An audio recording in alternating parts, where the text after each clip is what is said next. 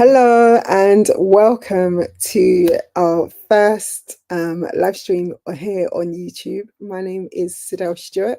It is lovely to be here, and today I'm going to be sharing with you some insights into why hiring an extra pair of hands in your business can be a fast track route to disappointment and disaster. But before we get into that, I just want to welcome you to Remotely Onit, to the channel. This is my first time doing a live stream here, and I am excited to have moved this lunchtime live session from Instagram, where it has become a little bit glitchy, and decided to use this space instead. I'd love to know who is here joining me live. If you are live in the room, please do post in the comments below and let me know where in the world you are tuning in from.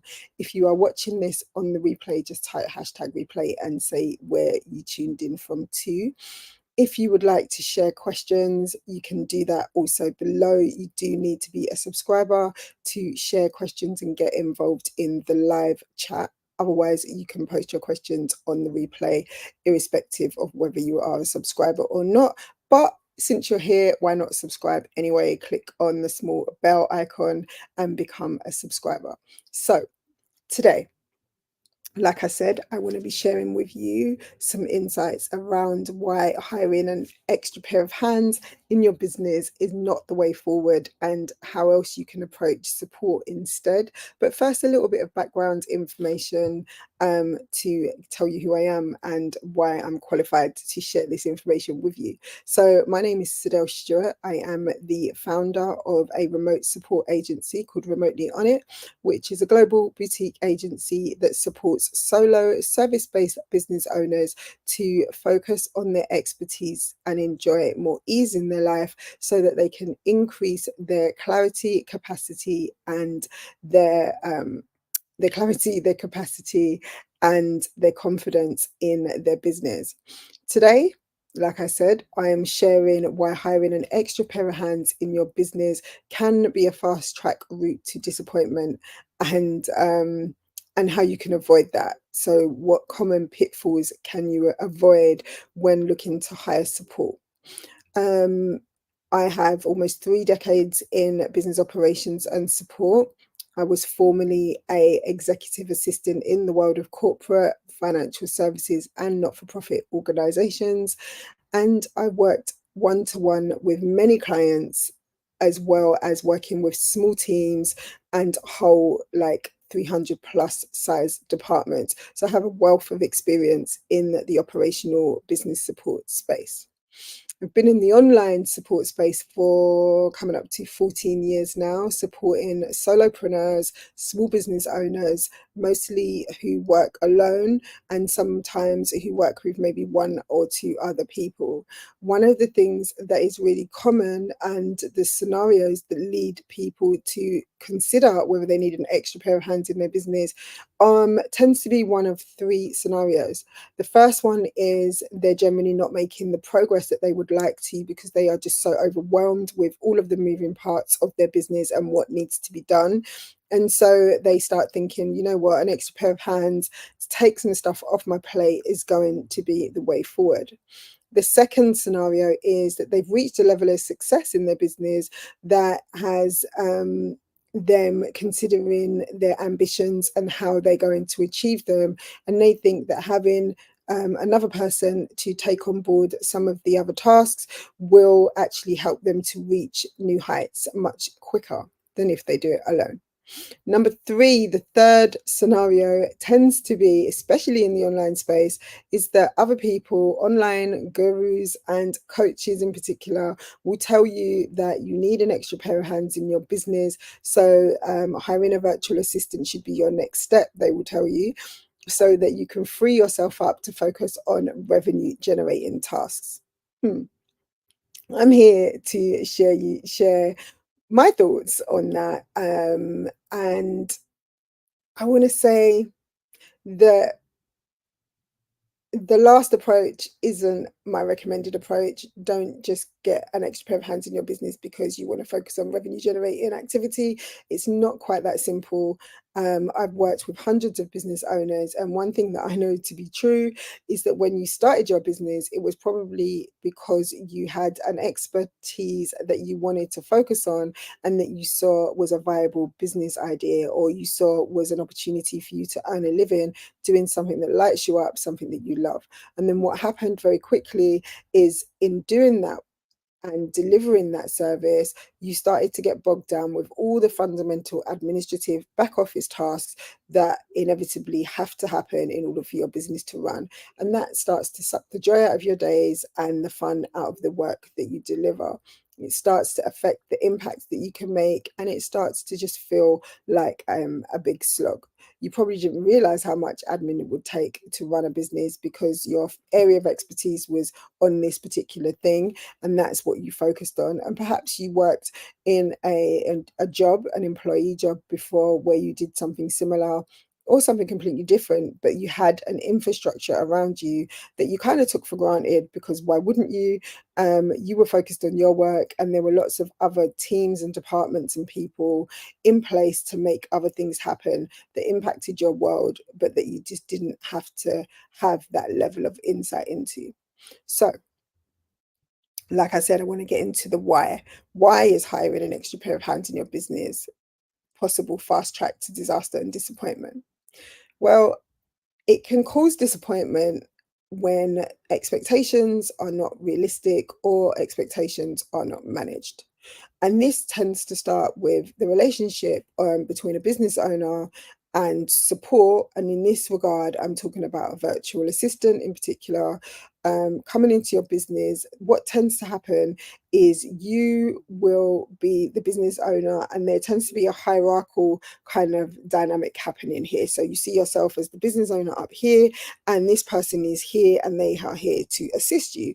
And so what happens with a virtual assistant is they come into your business also from this dynamic of, I'm here to assist you, tell me what you want me to do, tell me what you need, delegate to me, I'm here, I'm open, I'm ready to take on all of the tasks that you will throw at me. And in theory, that sounds amazing. It's like, oh my gosh, yes, I can just give you all of this stuff, take all of these things, and then I don't have to worry about them anymore, and I can just give them to you. The reality is that that is really just not helpful. When you work on your own, a lot of what you do lives in your head. A lot of what you do comes naturally to you. It comes as second nature. You've been doing it for a long time. You know how to just get things done. The challenge is that the person coming into your business, probably doesn't know much about your business first and foremost before they even look at any tasks or what they're likely to be doing. They just don't know your business. Excuse me. Sorry. And so they're coming in brand new, clean slate, looking to you to give them the insight into who you are, what you do, who you work with, how you deliver, what's important to you.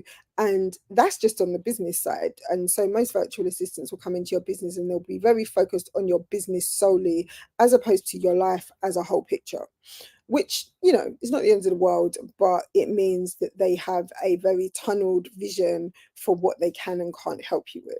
And then what's going to happen is you're likely to be like, okay, I need help with responding to emails, I need help with creating social media graphics, or I need help setting up a funnel, or sending out newsletters.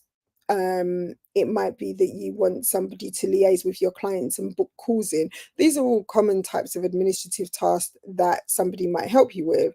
The challenge comes when they don't know how you usually do that.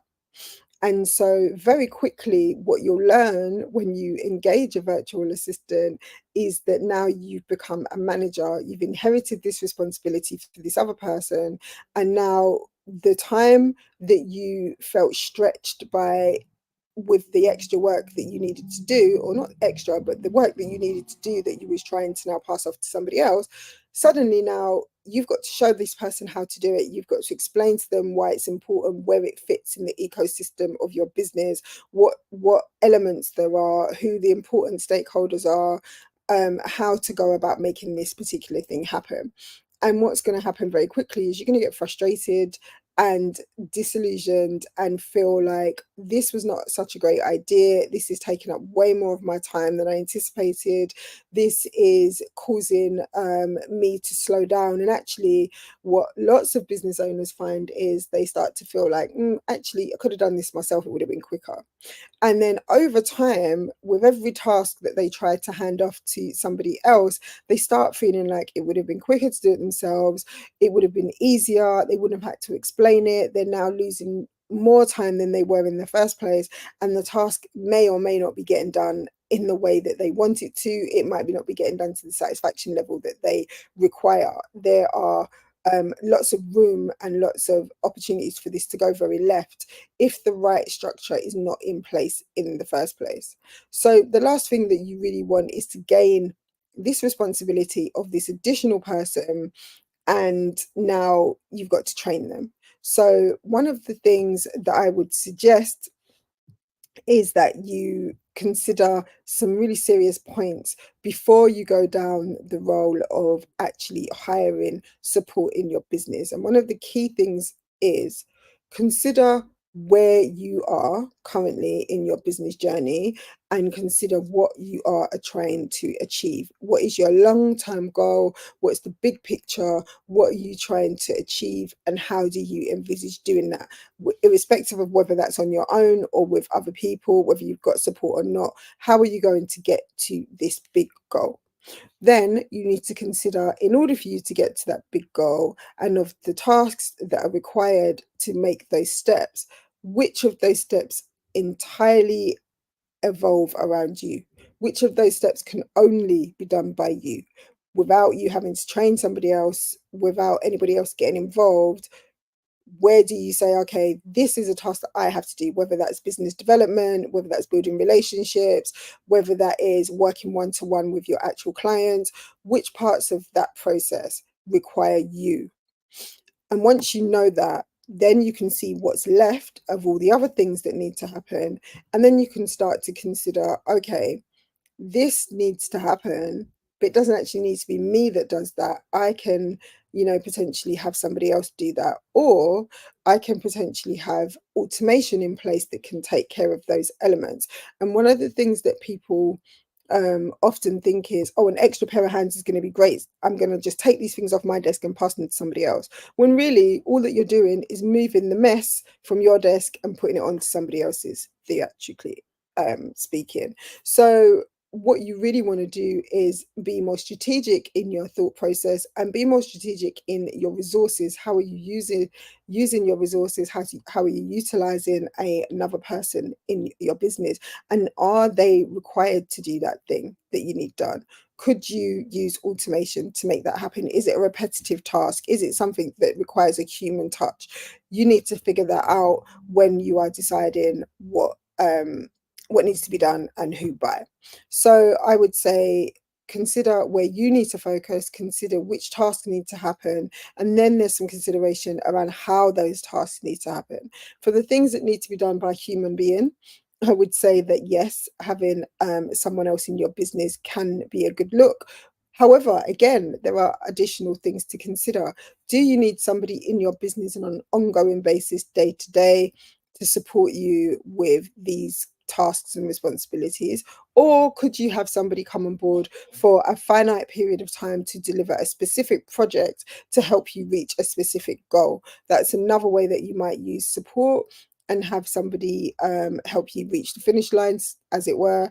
Or could you say, actually, this task is a specialist task. Do you need a graphic designer, for example, to take care of creating a load of content, or a load of, not content, sorry, a load of graphics and artwork? Do you need a content creator to write captions for you? Do you need a copywriter? Do you need an online business manager who's going to organize all of these different moving parts of your business, but not necessarily be the person to implement or to, what's the word I'm looking for? Oh, my brain's gone. So maybe you need an OBM, which is a person that's going to designate how things get done, but not be the person that actually does them. A virtual assistant is actually going to do those things. And maybe I should explain a little bit about the different types of roles, actually, now that we're here. Is that often people draw for a virtual assistant because people think a virtual assistant is this unicorn figure that's going to come into your business and start doing all of the other things in your business that you no longer want to do or have the capacity for. And so you'll be like, oh, okay, I need someone who can do social media graphics. I need someone who can schedule my social posts, who can engage with my audience on my behalf on my social platforms. I need somebody who can write my newsletters. I need someone who can schedule my newsletters, who can create the artwork to go in my newsletters, who can liaise with my clients and my customers, who can respond to people in my Facebook group or my online communities. Like, the list of types of tasks that people will give a virtual assistant is vast. It covers a lot of ground, a lot of different responsibilities and a lot of different factors. But what you really need to consider is that person the best person for that task? So is a general virtual assistant, for example, the best person to take care of your social media needs? Probably not. And the challenge is people are not very discerning when they're choosing who's going to do what. But also, unfortunately, like any industry, there are some people who will say yes to everything and then say, oh, I'll take it on board and I'll figure it out later. And virtual assistants are quite guilty of doing that. That's not to say that there aren't trustworthy VAs out there. Obviously there are, and our team can attest to that. However, there are people who will just say, yes, I can do that. And then they will be trying to figure out how to do it. And they're figuring that out on your time, on your brand. And you don't want that. You want to know that the person that you are hiring for a specific type of task can do that task. How do you find that out? You can ask questions about times when they've done that type of project or that type of work before. You can ask them for examples. Sometimes people won't be able to give you examples of things because of confidentiality, but you can ask them to do an example of what they would do in your scenario if you give them a scenario to work from. In that example, I want to say, remember that they are not a potential employee. You wouldn't necessarily ask an accountant or a lawyer or trying to think another service-based business. There's most people wouldn't ask those other professions to do a test in advance, and they wouldn't ask necessarily for examples of their work, but you might ask for a portfolio, you might ask for references or testimonials, I should say, and that's fairly reasonable to ask. But you really just need to consider, what is it that you want this person to do, and can they do it? Do they seem confident? Do they appear to know? And also, on your side of the fence, what's in place for this person to be able to do this work? If it's quite niche, if you have a very specific system in place for how you deliver this particular thing or how you get this thing done, is this something you can share? Is it documented? Do you have written instructions on how they can do it? Do you have a video example of how they can do it? One of the ways that you can introduce people into your business and onboard them and teach them how to get things done in the way that you would like is to just record yourself doing them by using a tool that records your computer screen, and then you save that video and you share that with them so they can see the actual steps that you take to get this particular thing done. A really good tool to do that is called Loom, Loom.com, and it's relatively cheap and cheerful, and that tool will help you to record and build a library of videos on how you do things in your business. That's one of the common pitfalls that people have, is that they don't document how they do things, and then they think a VA is going to come into their business and miraculously just know how to do everything, what to do, when to do it, and then they're going to get frustrated when that is not the case. So don't be that person. Another pitfall that people do is they hire a virtual assistant because in the moment they're overwhelmed, they're stressed, they're feeling like this is the answer to my problems. This person's going to come in, they're going to do amazing work.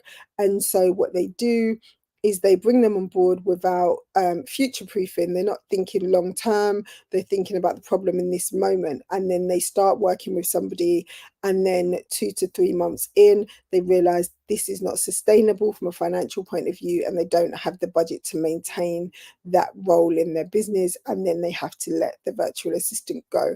That's not a great position to be in, because again, it's going to feel janky. You're going to feel like you've got to start this process again at another point with somebody else, or not. But either way, you've had somebody come in, you've had to teach them, now they're gone, now you've got to pick up where they left off. Are you any further ahead? Did you get back the capacity that you were hoping for? Probably not. So I would say avoid engaging somebody unless you can say, okay, I've got a budget for 3 to 6 months put down, or I know where that money is going to come from, and I can guarantee that I can afford in my business to pay for this support and maintain it, because sustainability is definitely a factor. One of the other things is bedding in time. How much time are you going to allow to get this person up to speed and to know that you've given it a real chance? I would say, I have a theory that there is around 8 to 9 weeks. Yeah, around 8 to 9 weeks when you hit this peak point of whether this particular person who's supporting you with something is the right fit. Anything before that is premature. You need to give it time. Now, I'm not saying that if you get a really strong gut feeling that, a few days in, a couple of weeks in, this is not going to work. I'm not saying ignore that. But I am saying you do need to trust the process. And so you need to give it time, to marinate a little, to get to a point where you and this person gel, where you're building a rapport, where you start to feel like you can trust them with particular tasks, and take your time and build it up. You don't have to give them access to everything straight out the gate. You can give them small tasks and build up the responsibility as you go along. But definitely allow a 12-week period to decide whether or not this relationship or having this role in your business is going to work. And if it is, but it's not quite going the way you'd like, what needs to be tweaked? What can you change? And if it does feel like it's not going in the right direction, then have a conversation, be open, talk to the person and see how they're finding it. Is it working for them? Is there something different that you could be doing to help them to move forward in a more efficient and a more aligned way? And ask them the same. Is there something that you could be doing differently as well? Because what tends to happen, again, this dynamic of having an assistant, which is why I don't really like the term virtual assistant, but this dynamic means that people have somebody come into the business and there's an expectation that they will just take orders and they'll do as they're told, but also that somehow they'll miraculously just get things and they'll make it work. And it's a relationship at the end of the day. It's a two-way relationship. Both need to do your part to make it work. So yeah, I would say treat the person as an equal and not an assistant, but that's also going to help to get buy-in to your business, your brand, what you do, what you're about, who your clients are, and why should they care. Make it easy for them to care, make it easy for them to get invested and to know what the bigger picture is that you are working towards and why they should be interested. So I am going to recap. I said at the beginning that we were talking about why hiring an extra pair of hands in your business can be a fast track route to disappointment and disaster. And those key factors for why it can be disappointment or disaster is if you are not prepared mentally and you haven't considered what you want to focus on and what you want this person to focus on. The other consideration is if you are not prepared financially, if you don't have a sustained budget to support this role and to have this person in your business for a finite period of time, that's going to be problematic because it takes time to get bedded in, but also there's only so many things that this person can do. Another consideration also is how are you engaging their services? Is it an hourly basis? Is it on a retainer? Is it on the basis of a set fee for a set number of hours? You need to figure that out with the person and make sure that you're very clear, because what tends to happen is people go down this route of engaging somebody on an hourly basis. And again, like I said, this is a recipe for disaster, because what you think can be done in an hour is very often different from what the virtual assistant thinks can be done in an hour. And if you're not aligned on that, that's going to become a problem very quickly.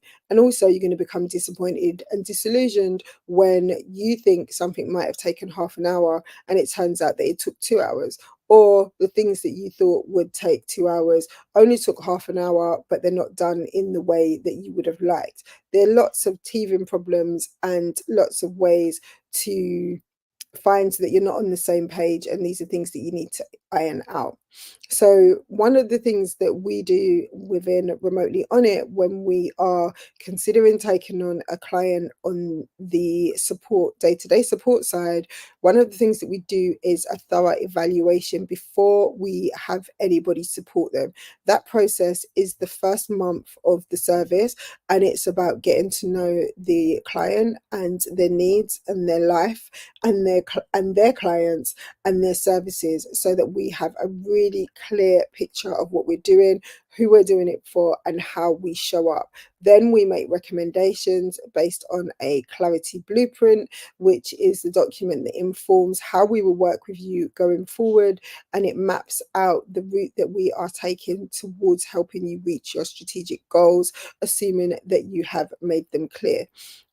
This we have found is a really, really robust way for us to support people in a way that is meaningful and that feels impactful for them, and that they are actually getting the support that they need. Everybody's support is different. What one person considers in terms of feeling supported might not be how another business owner feels supported. For some people, that's the day-to-day minutiae. For other people, it's overview. For somebody else, it's just the technical stuff.